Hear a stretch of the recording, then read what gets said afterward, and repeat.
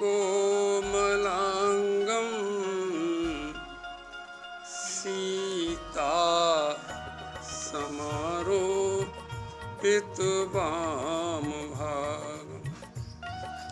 पाणौ महासायक चारुचापं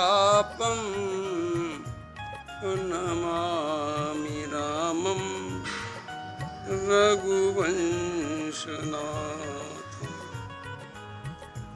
नमामि रामं रघुवंशनाथं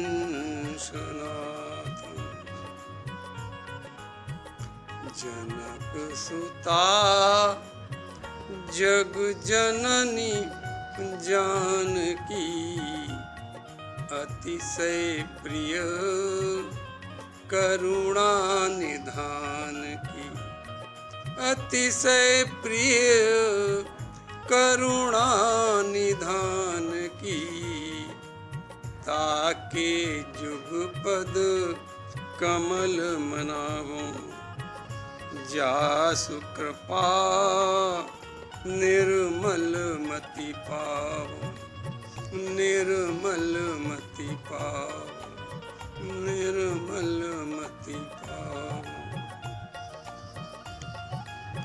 कुंद इंदु समदेव उमा रमन करुणायन जाहि दीन पर नेह करहु कृपा मर्दन मयन करहु कृपा मर्दन मयन मर्दन मयन। जय जय जय हनुमान गोसाई कृपा करहु गुरुदेव की नाई गुरुदेव की नाई।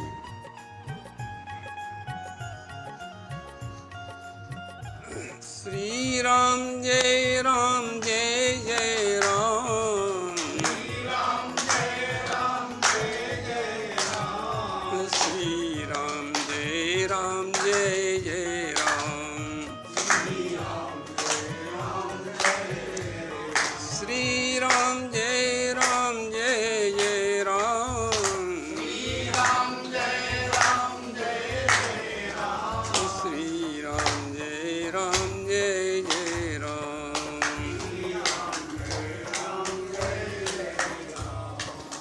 भगवान की विशेष कृपा के कारण हम सब लोग इस सत्संग भवन में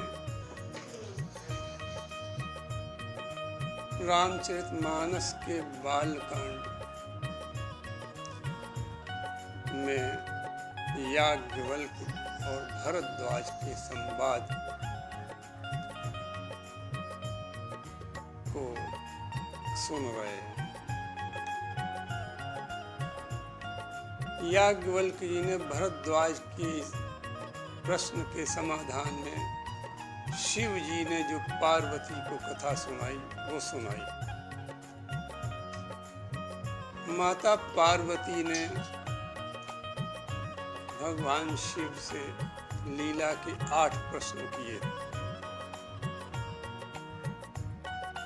पहले प्रश्न का उत्तर शिव जी दे रहे हैं। पहला प्रश्न का ये था माता पार्वती का कि प्रथम सो कारण कहऊ विचारी निर्गुण ब्रह्म सगुण बपुधारी। इसके समाधान हेतु भोलेनाथ ने निर्गुण और सगुण की व्याख्या माता पार्वती को सुनाई। जब माता पार्वती निर्गुण और सगुण में भेद कोई नहीं है समझ गई तो उन्होंने एक और अपनी जिज्ञासा उसी के साथ रखी कि राम ब्रह्म चिन्मय अविनाशी सर्वरहित सब उरपुरवासी। हे प्रभु राम जी तो ऐसे दिव्य शरीर है, दिव्य चरित्र है, सब कुछ दिव्य दिव्य है। तो नाथ धरऊ नर तन के ही हेतु मोहि समुझाई कहऊ वृख केतु। फिर भगवान राम ने मनुष्य शरीर धारण क्यों किया? ये दिव्य शरीर है, तो दिव्य शरीर को छोड़कर नर्तन क्यों धारण किया? ये हमको समझा कर कहना। देखो, श्रोता की जिज्ञासा जब बहुत अच्छी होती है तो वक्ता का भी मन लगता है, लेकिन जिज्ञासा उत्तम कोटि की हो, छल विहीन हो, तो वक्ता का मन बहुत आनंदित होता। शिव जी बहुत आनंदित होता और उन्होंने नर्तन धारण करने के लिए एक कल्प की कथा सुनाई। जय विजय को सनकादि ऋषि का श्राप। सनकादि ऋषि को उन्होंने ऋषि नहीं कहा, विप्र कहा। कब विप्र श्राप ते दोनों भाई, तामस असुर देह तिन पाई। तो क्या उनके उद्धार के लिए, ये आप लोग कथा सुन चुके हैं, उनके उद्धार के लिए भगवान ने एक बार शरीर धारण किया नर्तन। एक कलप तिनके हित लागी, और धर्यु शरीर भगत अनुरागी। तो का एक बार तो भगवान ने शरीर अपने भक्तों के लिए, क्योंकि जय विजय भक्त थे, अपने भक्त का उद्धार करने के लिए, क्योंकि भगवान का ये प्रण भी है कि हम भक्त का उद्धार करते हैं। तो का भक्त का उद्धार करने के लिए एक बार भगवान ने ऐसा नर्तन धारण किया। माता पार्वती ने पूछा कि प्रभु, या फिर इसके बाद भी कभी नर्तन धारण हुआ? शिव जी कहते हैं, देवी,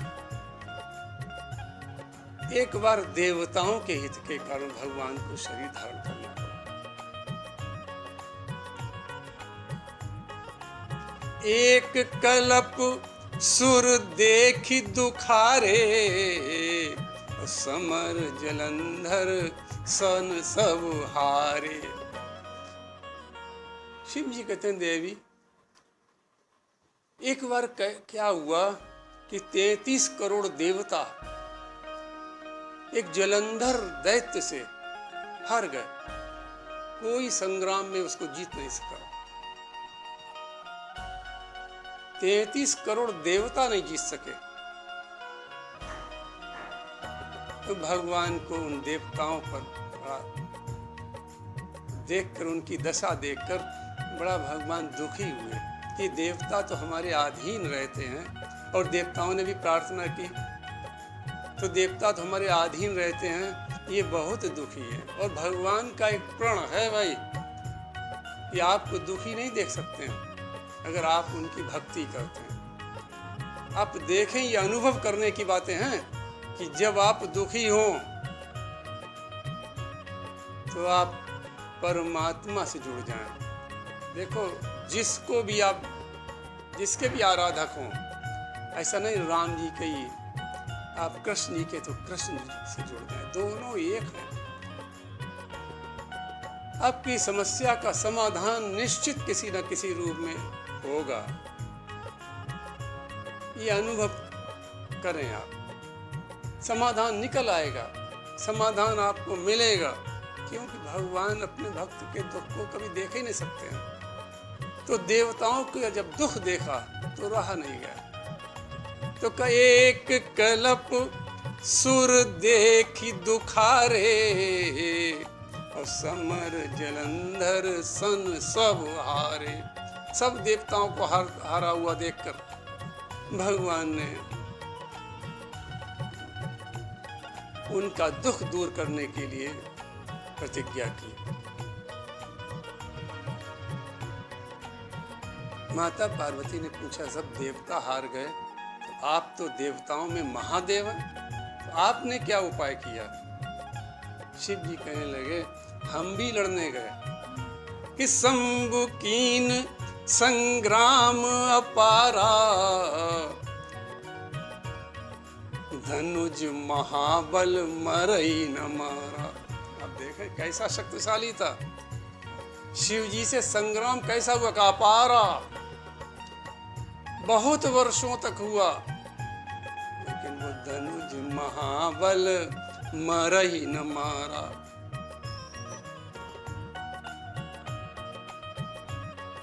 माता पार्वती ने पूछा कि ऐसी क्या विशेष बात थी, आप तो महाकाल हैं।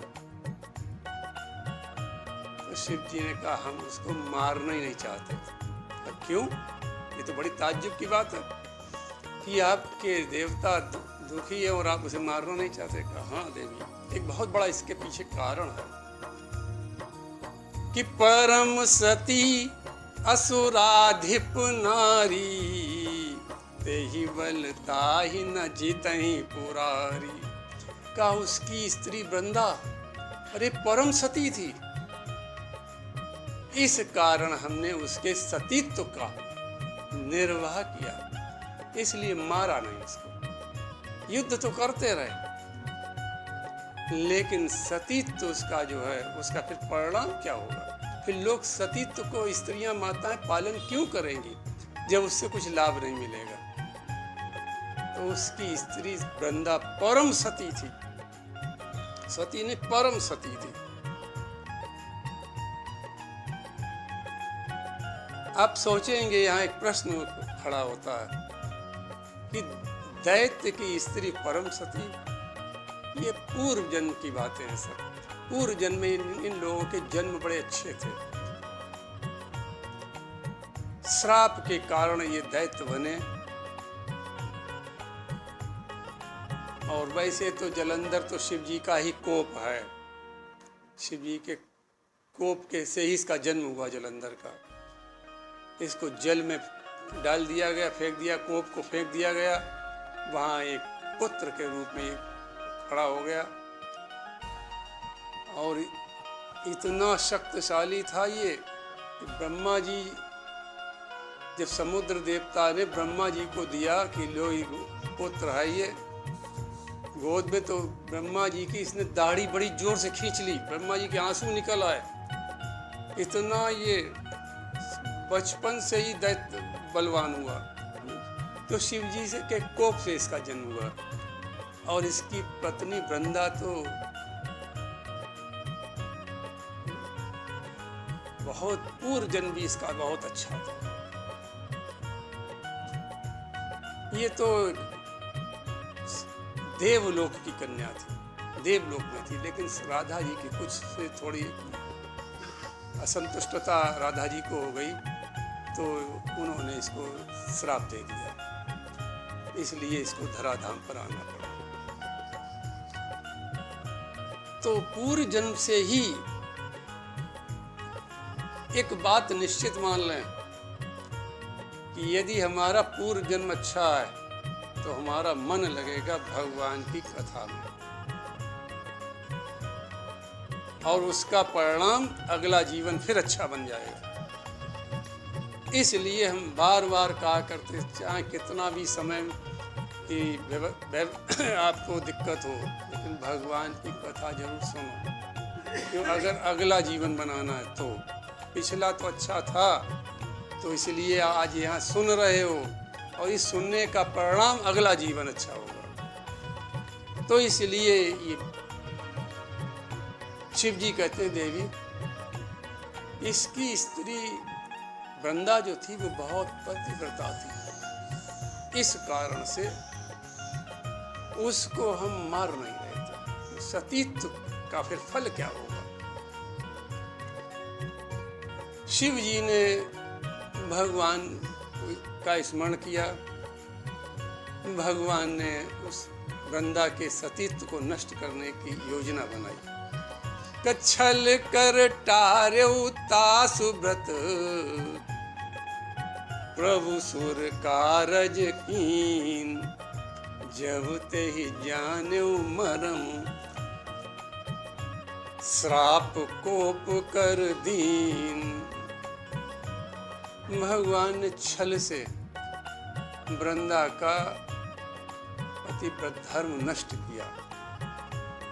आप देखें, ये कथा तो थोड़ी लंबी है, फिर कभी बताएंगे कि भगवान ने वृंदा के हाथ का स्पर्श किया और आप देखें पतिव्रत धर्म नष्ट हो गया।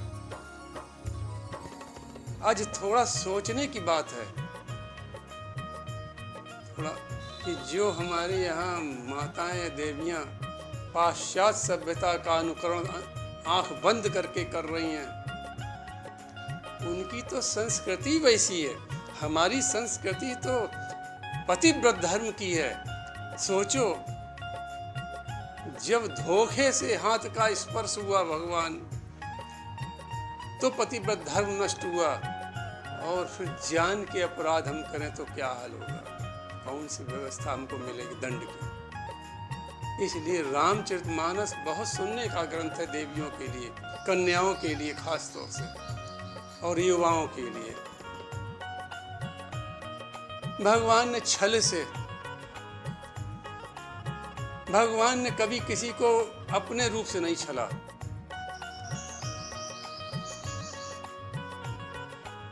जब भी छला तो जलंधर के रूप में छला इसको।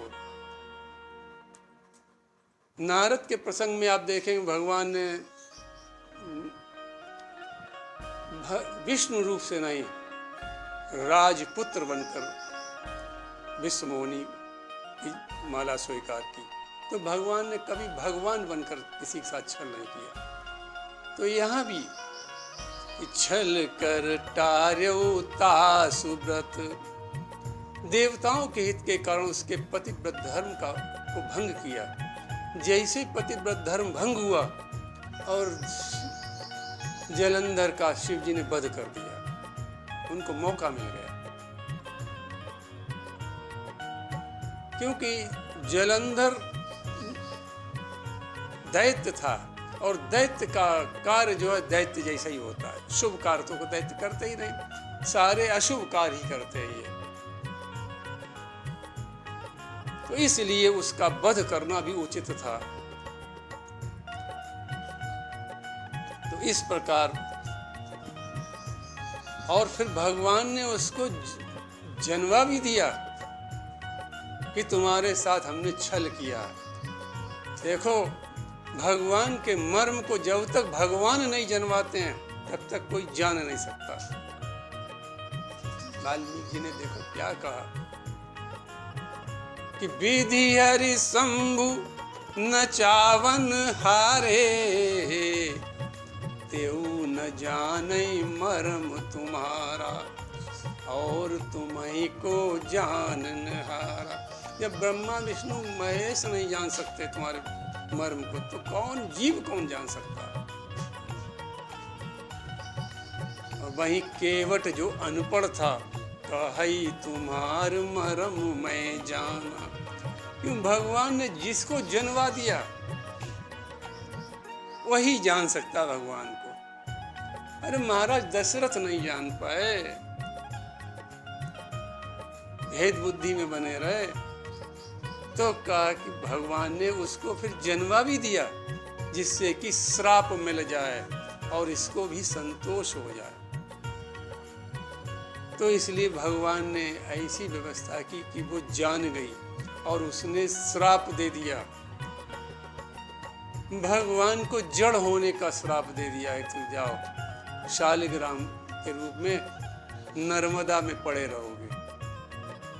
तब भगवान ने उससे कहा कि देवी श्राप तो तुम्हारा स्वीकार है, लेकिन तुम्हारी पूर्व इच्छा हमने पूरी की कि पूर्व काल में तुम्हारी इच्छा रही कि हमको पति बनाने की, लेकिन उन कालों में हम मर्यादा पुरुषोत्तम थे, मर्यादा में बंधे थे, इसलिए ऐसा नहीं हो सका।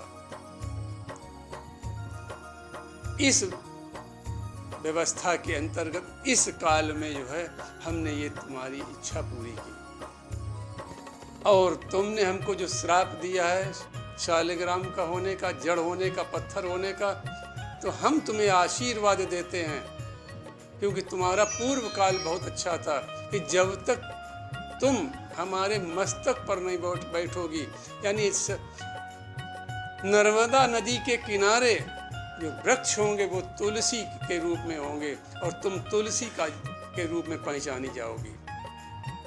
जब तक तुम हमारे मस्तक पर नहीं विराजित होगी तब तक हमको पीड़ा होती रहेगी। ये भगवान का आशीर्वाद था श्राप देने वाले को। तो इस प्रकार थोड़ा सारांश में ये कथा आपको सुना रहे हैं। तो भगवान शिव कहते पार्वती से, एक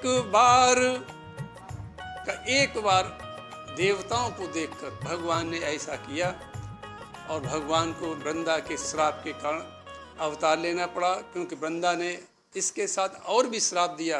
कहा कि जिस प्रकार तुमने हमारे साथ छल किया है, वैसे ही हमारा पति भी जो है वो तुम्हारी पत्नी के साथ छल करेगा।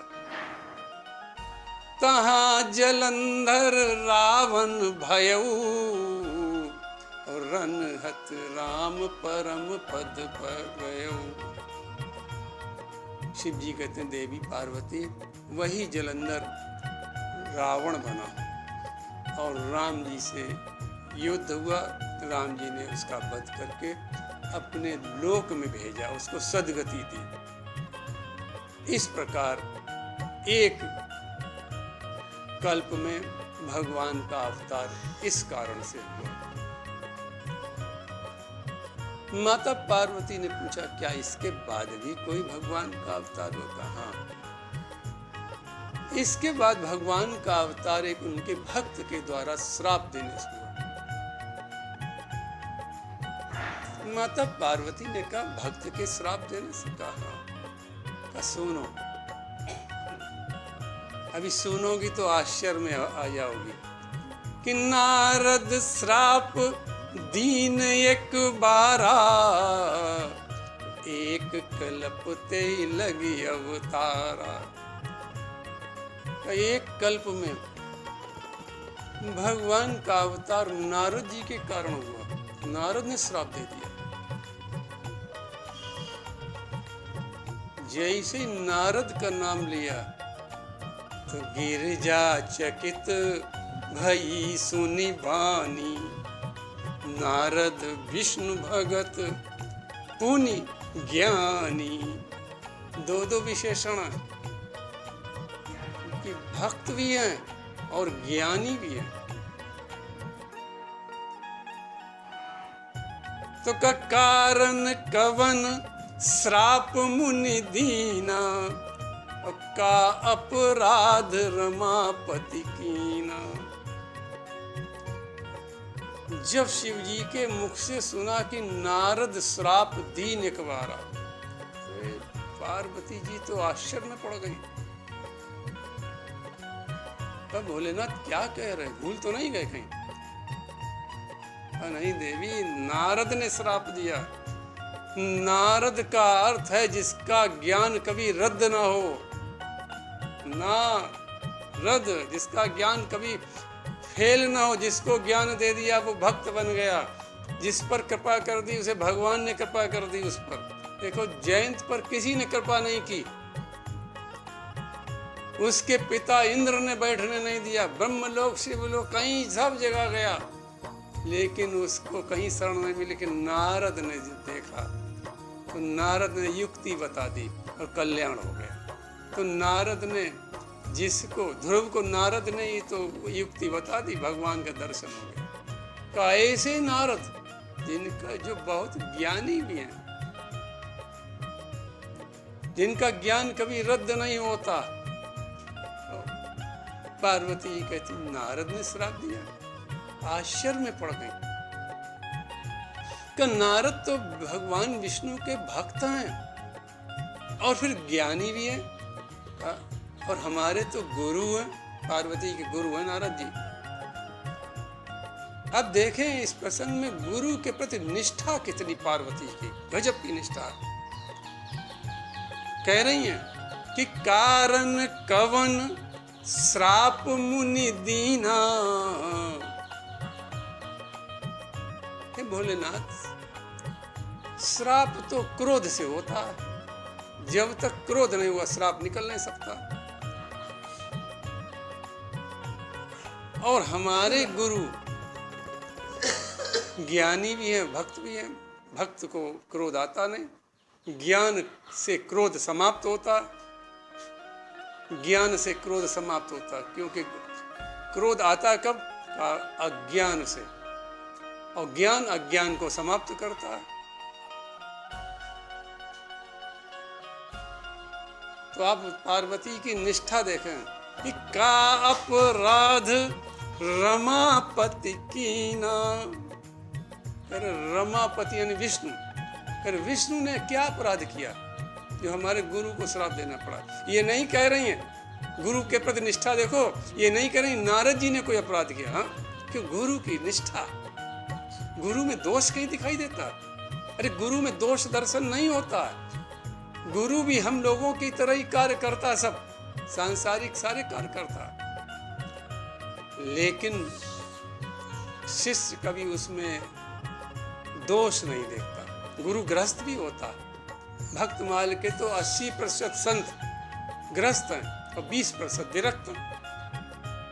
80% संत गृहस्थ हैं, तो गुरु तो गृहस्थ भी हो सकता है, और गृहस्थ में रह के सारे काम करना पड़ेगा, क्यों? गृहस्थी चलाने के लिए व्यवस्था जुटानी पड़ेगी।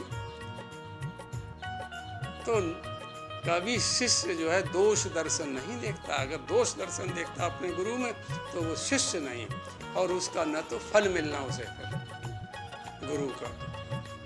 इसलिए पार्वती की निष्ठा कितनी अपार है। करें नारद जी में दोष नहीं देख रहे हैं, भगवान विष्णु में देख रहे हैं। करें का अपराध रमापति कीना। हमें भोलेनाथ ये सुनाओ कि भगवान विष्णु ने कौन सा अपराध ऐसा कर दिया हमारे गुरु के प्रति, जो हमारे गुरु को बेबस होके श्राप देना पड़ गया। शिव जी ने कहा धन्य देवी तुम्हारी निष्ठा गुरु के प्रति। तुम्हें गुरु में दोष दर्शन नहीं लग रहा, भगवान विष्णु में लग रहा, लेकिन तुम्हारी निष्ठा बहुत अच्छी, शिव जी बहुत पसंद है। शिव जी कहते पार्वती तुम्हारे गुरु ज्ञानी भी है, भक्त भी है, तुम कहती है ऐसा। तो बोले बिहस महेश तब ज्ञानी मूढ़ न को, जेहि जब रघुपति करब तब तेहि क्षण तेहि तस होय। शिव जी हंसे। हंसने का भाव समझे आप, क्यों हंसे? हंसकर शिव जी कहते हैं कि हे देवी, न कोई ज्ञानी है न कोई मूढ़ है। भगवान जिस समय जो कुछ करना चाहते हैं तो ज्ञानी मूढ़ बन जाता है और मूढ़ ज्ञानी बन जाता है।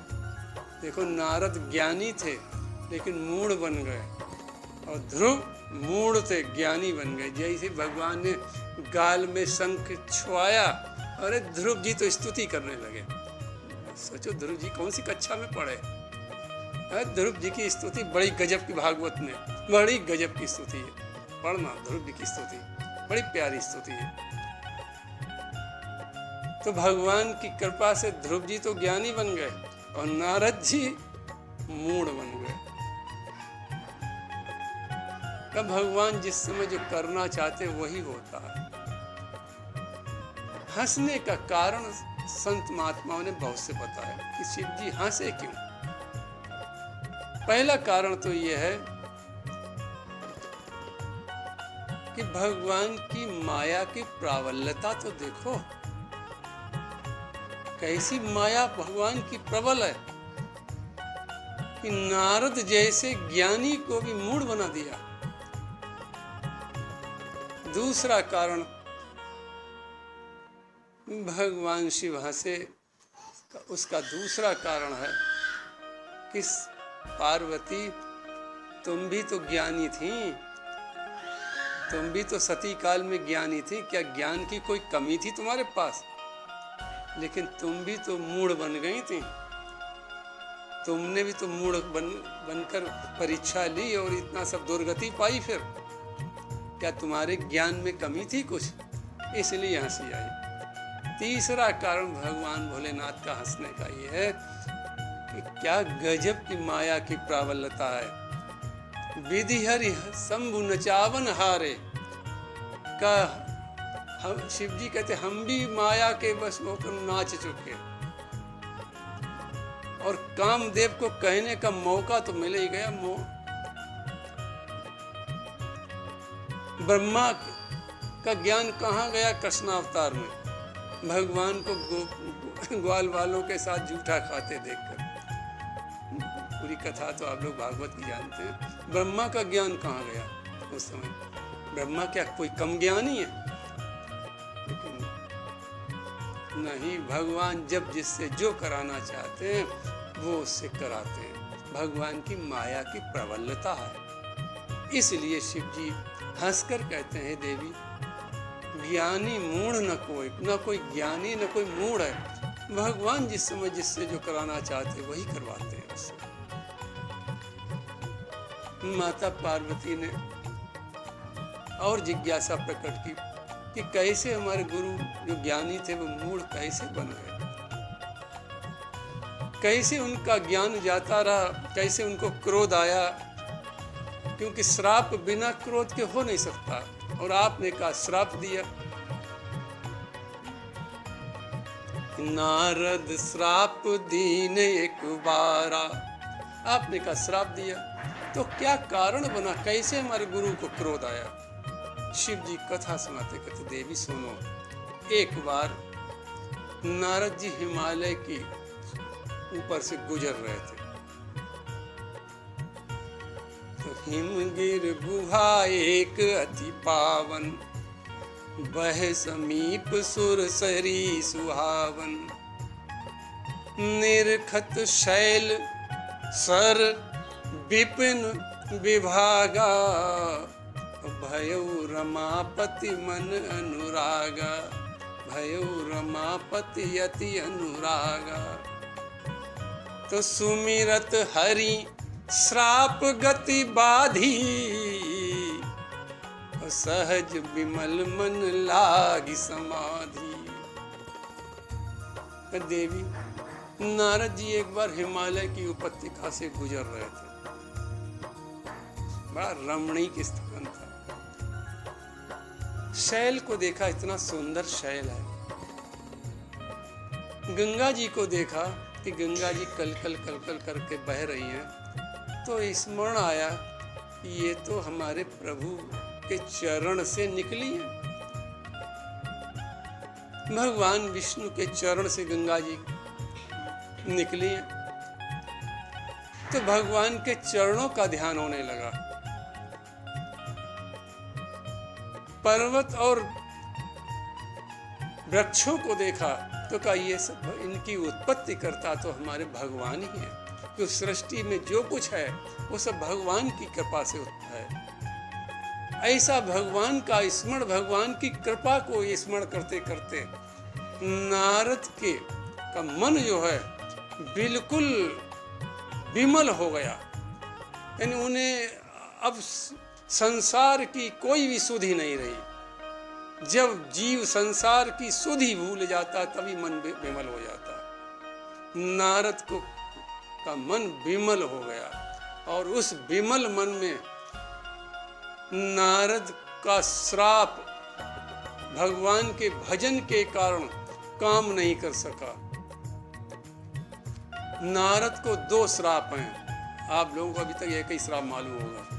लेकिन 2 श्राप है नारद को, इससे नारद रुक नहीं सकते एक स्थान पर। उतनी देर रुकें जितनी देर गाय दुही जाती है। दक्ष ने श्राप दिया, जब दक्ष के 10,000 पुत्रों को नारद जी ने ज्ञान का उपदेश दे दिया, उन्होंने तो कहा सृष्टि करो, लेकिन नारद जी मिल गए रास्ते में। ये भागवत की कथा, नारद जी मिल गए, उन्होंने ज्ञान दे दिया, कहाँ चक्कर में फंसोगे गृहस्थी के, वो ज्ञान मार्ग में चले गए। दक्ष संतति करते थे, नारद जी ज्ञान दे देते थे, सब भाग जाते थे, कोई गृहस्थी में नहीं फंसता था। दक्ष ने श्राप दिया कि तुम इतनी देर रुकोगे नहीं जो ज्ञान दे पाओ, तुम्हें हम श्राप देते हैं कि तुम गाय दुही जाए उतनी देर रुक सकते एक स्थान पर। एक श्राप तो नारद जी को ये लगा था। दूसरा श्राप, काल की कन्या अपने वर्ण हेतु पति ढूंढ रही थी, जिसके पास जाती थी सब हाथ जोड़ लेते थे। बताओ, काल की कन्या से कौन विवाह करेगा? कोई मौत चाहता, कोई मृत्यु कोई नहीं चाहता, सब डरते थे, सबने हाथ जोड़ लिए। नारद जी घूमते हुए उसको मिल गए, उसने कहा रुको। नारद जी ने कहा जल्दी बोलो, हमें ज़्यादा देर नहीं रुकने का वो है। कहा कि हमसे विवाह करो। नारद ने, अरे हम तो संत हैं, और नारद चल दिए। उसने श्राप दिया, जाओ तुम हमारी बात नहीं सुनते, इसलिए तुम्हें हम श्राप देती, तुम रुक ही नहीं पाओगे एक जगह। तो 2 श्राप नारद को लगे हुए हैं। लेकिन आप देखें, सुमिरत हरि श्राप गति बाधी, जैसे भगवान के चरणों का चिंतन हुआ, मन विमल हुआ और श्राप रुक गए। वहीं श्राप ने काम करना बंद कर दिया और नारद के विमल मन में भगवान विराजित हो गए और नारद की समाधि लग गई। समाधि उच्च अवस्था योग में है। नारद की समाधि लग गई। समाधि 2 प्रकार की होती है, आप लोग लिख लें ये। समाधि 2 प्रकार की होती है, संप्रज्ञात समाधि, असंप्रज्ञात समाधि। नारद को संप्रज्ञात समाधि लगी है। संप्रज्ञात समाधि लिख लीजिए। संप्रज्ञात समाधि में आंखों से सब दिखाई पड़ता है, लेकिन अंदर भगवान की कृपा चलती है,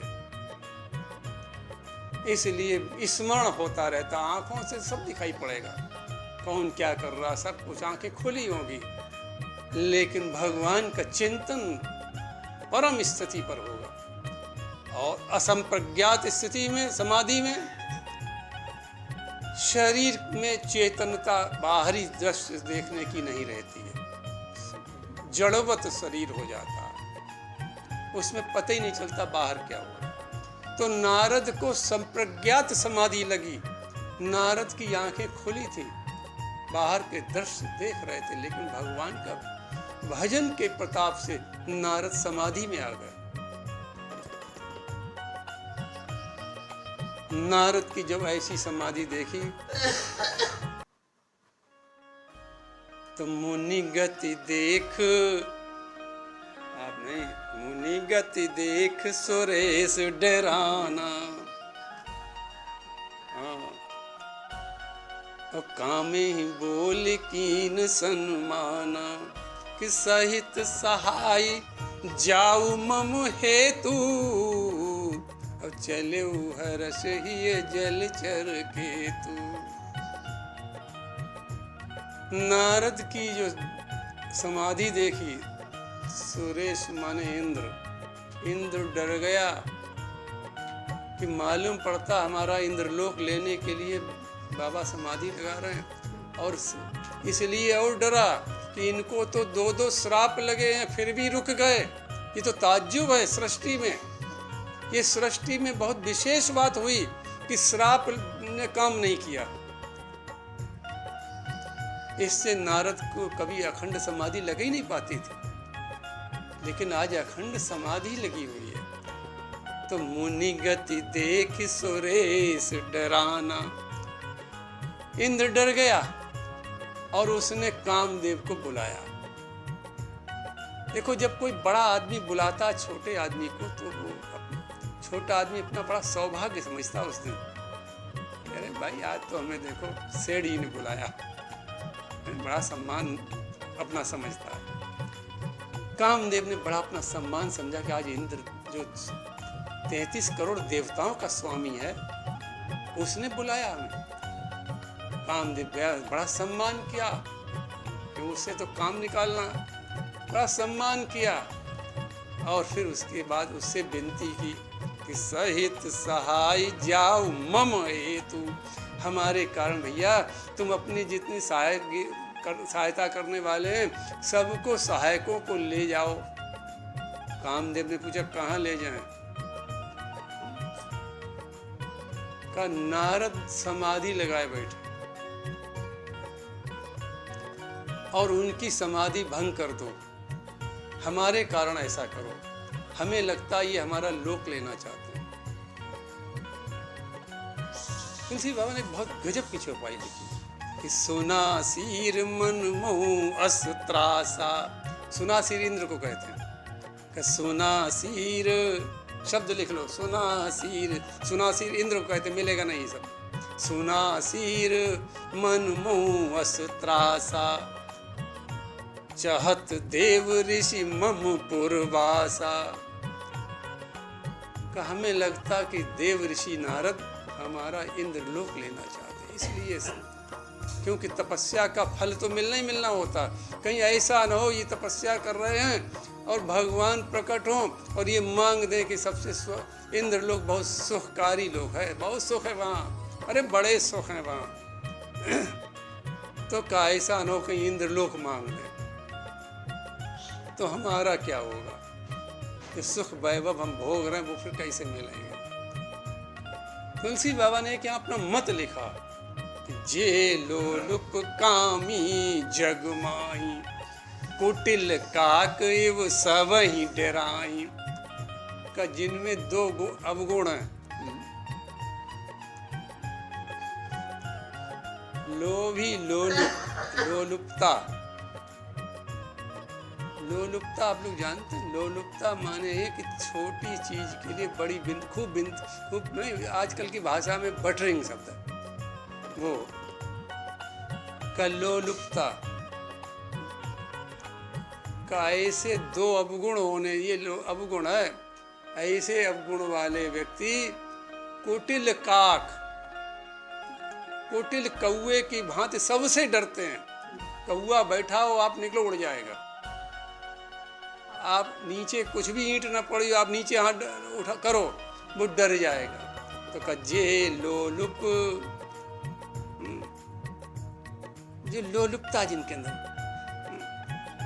काम भाव ज्यादा जिनके अंदर, जे लोलुप कामी जग माही, कुटिल काक एव सबहि डराई, का लोभी है, लोलुप है, कामी है, ये बड़े डरपोक होते हैं। अब देखें रावण को भी तुलसीदास जी ने कुत्ता कहा। अरे रावण कैसा है? जाके डर सुर असुर डराई, देवता भी डरते थे रावण से और असुर भी डरते थे। जाके डर सुर असुर डराई, निस न नींद दिन अन्न न खाई, 110 शीस, ऐसा रावण जिसके डर से रात में नींद नहीं आती थी देवताओं को और दिन में भोजन अच्छा नहीं लगता था, खा नहीं पाते थे डर की वजह से। सो ऐसा रावण, 110 शीस स्वान की नाई, इत उत चितई चला भड़ियाई। जब सीता जी का हरण करने गया ऐसा रावण, इससे देवता और असुर सब डरते थे, वो जब सीता जी का हरण करने के लिए गया तो कुत्ते की भांति इधर उधर देख रहा, जैसे कुत्ता किसी बर्तन में मुंह जब डालने जाता है तो इधर उधर देखता, बार बार इधर उधर देखता है। तो तुलसीदास जी का उस रावण की दशा ये थी।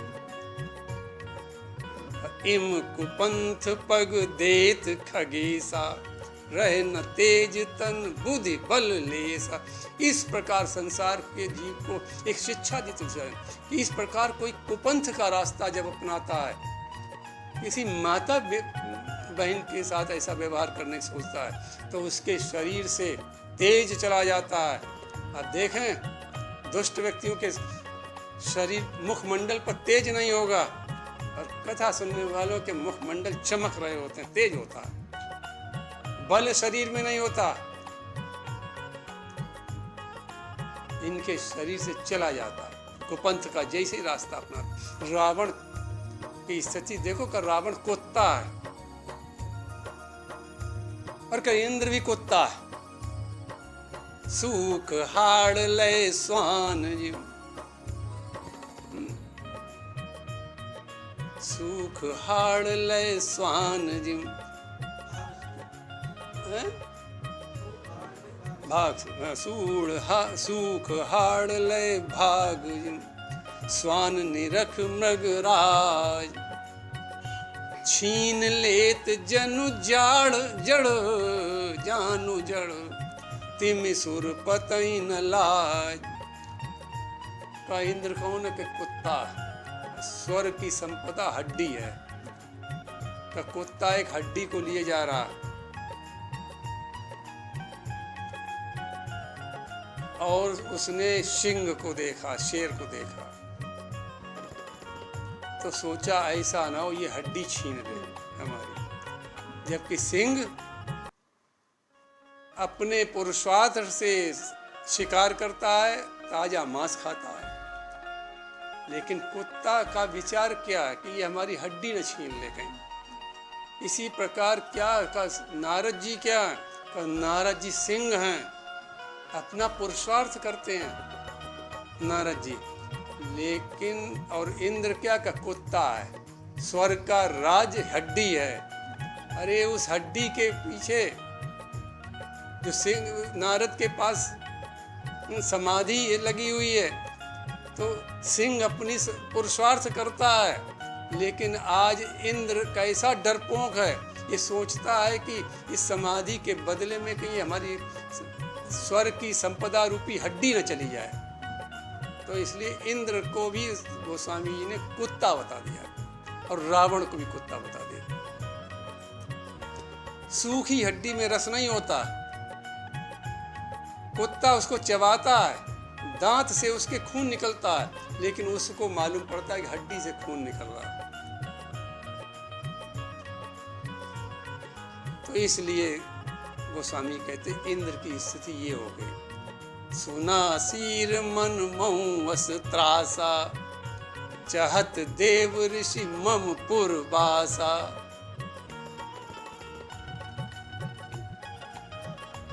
तो कहा, इसलिए कामदेव से कहा तुम अपने सहायकों को लेकर जाओ और हमारा काम बनाओ।